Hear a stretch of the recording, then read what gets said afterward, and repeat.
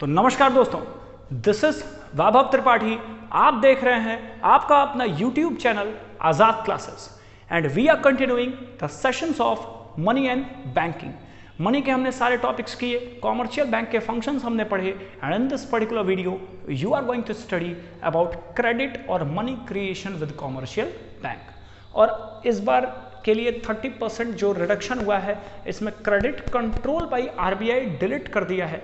तो credit creation bye commercial bank की probability आने की पहले 80% थी, अब ये 92-93% तक हो गई है। तो पढ़ के जरूर जाना क्या होता है ये क्रेडिट क्रिएशन या money creation with commercial bank. ये उस इतना इंपॉर्टेंट टॉपिक है जो ये बताता है कि अगर आप कॉमर्शियल बैंक में डिपॉजिट करते हो मनी और कॉमर्शियल बैंक आपका पैसा डिपॉजिट किया हुआ लोन के रूप में देता है और इसी प्रोसेस के थ्रू जो भी डिपॉजिट्स आती हैं बैंक में वो उन डिपॉजिट से फर्दर मनी क्रिएट करता है।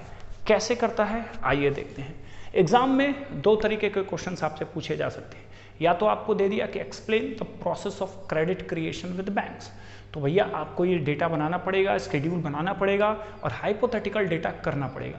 अगर डेटा दे देता है तो फिर उस डेटा के हिसाब से आपको करना है और प्रोबेबिलिटी 3 मार्क्स, 4 मार्क्स और 1 मार्क्स इन तीनों में इस क्वेश्चंस की आने की 100% ऑलमोस्ट है। तो आइए क्रेडिट क्रिएशन या money creation with commercial banks को समझने के लिए हम दो एजम्पशंस का यूज करते हैं।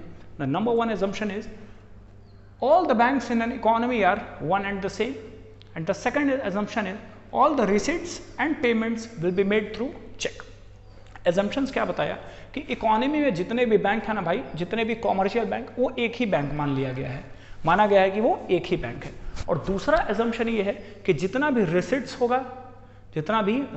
होगा और जितना भी पेमेंट हम करेंगे ये चेक के ही थ्रू किया जाएगा, किसी भी तरह का कोई कैश इन्वॉल्वमेंट नहीं रहेगा। तो ये दो एजम्पशन के साथ अगर मैं बात करूं एक एग्जांपल पे, सपोज करो a person is there whose name is A and he has deposited 1000 rupee into a commercial bank and if we take the name of any commercial bank it is State Bank of India. So State Bank of India में 1000 रुपए ए नाम के person ने deposit किया। Now the money which is deposited first time by a depositor, that is called initial deposit for any bank. Now 1000 rupee has been deposited into the bank. Now we have studied in the previous session that the commercial banks are bound to kept some of their deposit in the form of reserve to RBI. पढ़ा था ना पिछले video में कि RBI जो है कि इन सारे कॉमर्शियल बैंक्स का जो एक तरह से बाप होता है वो कॉमर्शियल बैंक्स पे एक लीगल जो है कि एक बाउंडेशन लगाता है कि आपको अपने हर एक डिपॉजिट्स का टर्मिनोलॉजी याद करना, हर एक डिपॉजिट का कुछ ना कुछ परसेंटेज हमारे पास रिजर्व के रूप में रखना है और वो जो परसेंटेज लगाता है वो भी आरबीआई लगाएगा and that is called LRR, legal reserve ratio और legal reserve requirement, and that is 20% in this case. Suppose the legal reserve ratio is 20%. Now 1000 rupee has been deposited by A into the bank. Now what commercial bank will do? It will have to deposit 20% amount in the bank of RBI. तो 1000 का 20% यानी 200 रुपए तो ये RBI को दे दी, कोई doubt ही नहीं है। Now remaining 800 rupee is there and this 800 rupee can be distributed in the form of loan by state Bank of India.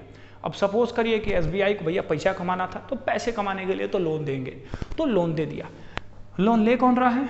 Loan ले रहे हैं बी भाई साहब, बी नाम के भाई साहब हैं और इन्होंने लोन लिया। अब यार बी बड़ा मतलब किस टाइप का आदमी था, तुम्हारे जैसा ही आदमी होगा कि जिसकी उधारी हमेशा ही रहती है। होते हैं ना कुछ लोग कि हमेशा 2-4, 500, 700, 800, 1000, 2000, 5000 किसी न किसी से बकाया ही जीवन भर रहता है। तो वैसे आदमी थे बी और इनकी उधारी थी सी पे, इनकी उधारी थी डी पे और इनकी उधारी थी ई पे। 3 लोग पे इनकी उधारी चल रही थी, ठीक है। सी से उधारी चल रही थी 200, डी से उधारी चल रही थी 200 और ई से उधारी चल रही थी जरा सा ज़्यादा 400। तो 4 2 6 2 800।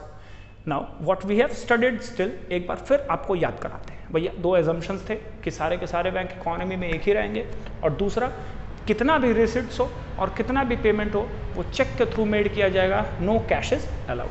क्लियर है भाई? फिर देखो हमने डिपॉजिट का कॉलम बनाया, A has deposited 1000 into the bank, bank ने 20% रखा था रिजर्व आरबीआई के पास, 80% बचा वो लोन के रूप में दे दी। दिया किसको? बी को। बी नालायक आदमी जिसकी सबसे उधारी रहती है। सी को 200 दिया, डी को 200 दिया और ई को 200 दिया। अब एजम्पशन नंबर 2 कहीं ना कहीं ये बताता है कि जो भी पेमेंट मेड हो रहा है वो पेमेंट क्या है?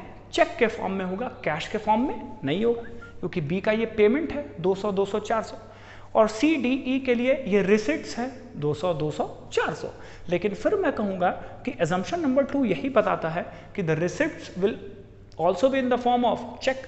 तो ये 200 का चेक, 200 का चेक और 400 का चेक इन तीनों के पास आएगा।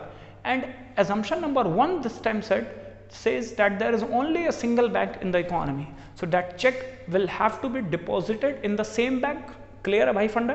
तो ये 200 रुपये, 200 रुपये और 400 रुपये, ये 800 रुपये फिर से बैंक के पास वापस आ जाएंगे सेकेंडरी डिपॉजिट के रूप में। Now this is considered as in secondary deposit. Secondary deposit के फॉर्म में 800 रुपये आ गए। अब ये जितना डिपॉजिट आएगा इसका 20% भैया आरबीआई को दे देना है, पिताजी को दे देना है। तो 800 का 20% 160 रुपये फिर आरबीआई के पास गए और 640 रुपये फिर लोन के रूप में जाएंगे। अब यार कोई और बंदा लोन लेगा, वो फिर पेमेंट करेगा, फिर बैंक के पास रिसिप्ट होगा, तो ये प्रोसेस इस तरह से कंटिन्यू जाता रहेगा। मैं बहुत टाइम नहीं ले रहा हूँ, जो क्लियर करना था मैंने आपको यहाँ क्लियर कराया। आप रिवाइंड करके एक बार ज़रूर देखने लगा। आई एश्योर यू कि तुम्हारे कंसेप्ट हमेशा के लिए क्लियर होंगे।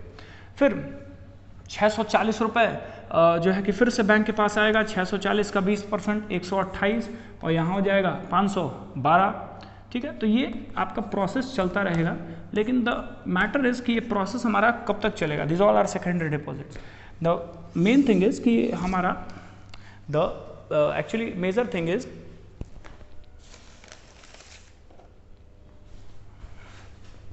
डैट ये प्रोसेस हमारा कब तक कंटिन्यू रहेगा। तो ये प्रोसेस कंटिन्यू तब तक रहेगा, इसका एक फॉर्मूला हम यूज़ करेंगे। ठीक है, दो चीज़ें हैं इस प्रोसेस को कंटिन्यू करने का, पहला तो फॉर्मूला और दूसरा आपको ये देखना है when the legal reserve ratio, the amount of legal reserve ratio is just equal to the amount of initial deposit that has been made by any customer. तो अगर ये अमाउंट उसके बराबर होगा तो उस समय ये प्रोसेस कंप्लीट हो जाएगा। और सेकंड फॉर्मूले पे, तो आइए फॉर्मूला करते हैं। मनी क्रिएशन और credit creation is equal to initial deposit into 1 divided by LRR percentage. This is the formula. Now if I take the amount, so credit creation is equal to initial deposit, that is 1000 into 1 divided by LRR percentage, that is 20%. Now if it is percent, so it will be divided by 100, and again this denominator will take the place of nominator और ये 100 फिर ऊपर जाएगा next step पे। तो credit creation is equal to 1000 into 100 divided by 20, और अगर 20 से हम 100 को कटाएं तो 5 बार कटेगा, and 1000 into 5 is equal to 5000। So this 5000 is the credit created और actually money created by commercial bank by the initial deposit of 1000। मतलब 1000 रुपये जब बैंक में आया तो इसे 5 टाइम्स यानी कि 5 गुना ज़्यादा कॉमर्शियल बैंक ने इसका पैसा क्रिएट कर दिया। तो अगर मैं इसको काउंट करूं तो दिस विल बी 5000। अब 5000 पे अगर इसको आप काउंट भी करोगे तो ये 4000 होगा। अगर आप पूरा प्रोसेस करते हो तो, नहीं भी करते हो तो 5000 का 80%, 8 × 5 = 40, और ये आपका हो जाएगा 1000। और ये अमाउंट टैली भी होता है, LRR percentage plus loan percent is equal to total deposit. It means कि 5 गुना क्रिएशन हमने किया है, क्योंकि LRR जो है कि 5 टाइम्स आया। यहाँ पे RBI भी गेम खेलती है। क्या गेम खेलती है? प्रोसेस तो ये था, मैंने तुम्हें कंप्लीट कराया। RBI क्या करती है कि अगर उसे पता चलता है कि ये लगता है कि इकोनॉमी में और ज़्यादा पैसा देना चाहिए तो LRR परसेंटेज को कम कर देती है।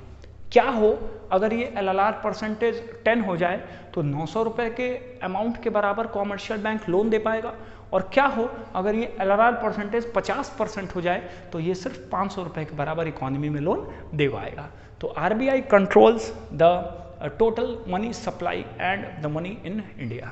So this was the topic related to credit creation. I hope you have cleared yourself, and still if you have any doubts regarding this lecture, you comment. Okay, I assure you that I'll give you answers. तो video देखने के लिए और support करने के लिए धन्यवाद। जो लास्ट तक देखा है वही ये मेरी गोल्डन लाइन सुन रहा होगा। Thank you very much from the team Azad classes.